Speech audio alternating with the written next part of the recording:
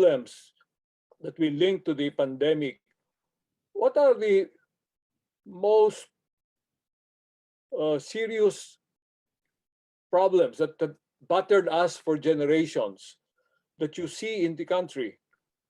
And based on your 5-year experience as Vice President, how would your administration intend to tackle these sometimes existential and sometimes pestering problems?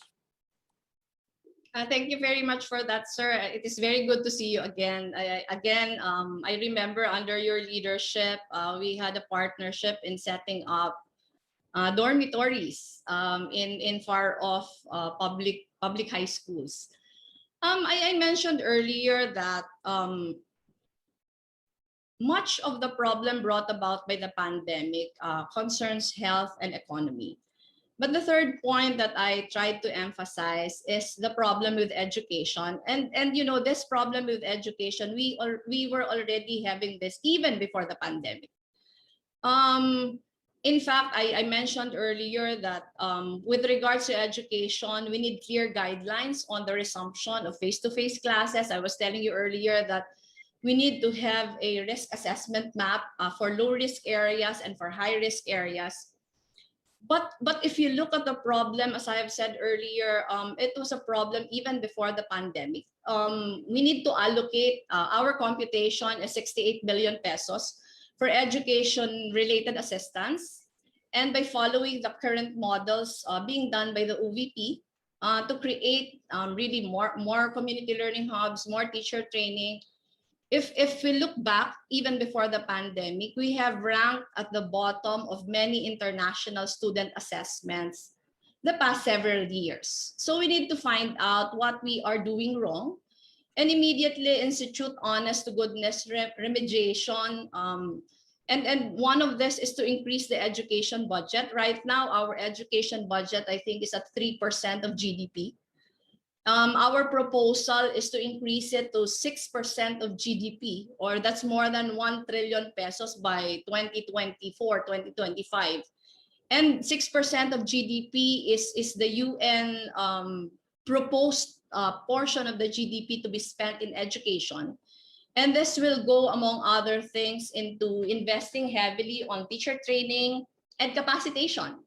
We have to improve our teacher-to-student ratio and our class sizes and revisit our curriculum. Our plan is that by 2022, we will have created a multi-sectoral education commission to address issues of governance, access, and quality, and develop a roadmap to measurably improve learning outcomes. In fact, I have suggested early on that we should declare education crisis already, and to turn around our performance in international student assessments. The first step really is to invest in data gathering capabilities for effective decision making. This would include rolling out a national learning assessment program that will diagnose missed learning at the student and school level. Again, I mentioned earlier to create an honest to goodness remediation program guided by this national learning assessment program to address learning losses and continue participating in international large-scale learning assessments to actively trace improvement in test scores. For me, education is very crucial because the effects is really intergenerational, and it is something that we have to address early on as we are addressing the effects of the pandemic. Thank you. Just a quick follow-up. Of course, you cannot do things on your own. You'll have to form your team. Now, I'd like to ask, how would you go about selecting your cabinet members to ensure that you have the best possible appointed leaders as your alter egos in the various government departments? As you very well know, over the past so many administrations, there have always been an issues on the choice of cabinet members. Sir, we will appoint cabinet members and officials based on merit.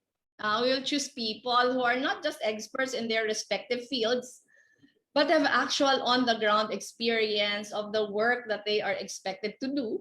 They should be good managers. They should have a reputation of actually getting the job done, bears no conflict of interest, and very well respected in their field of expertise. As president, we have an obligation to the people that those who will be appointed are competent and qualified. Thank you.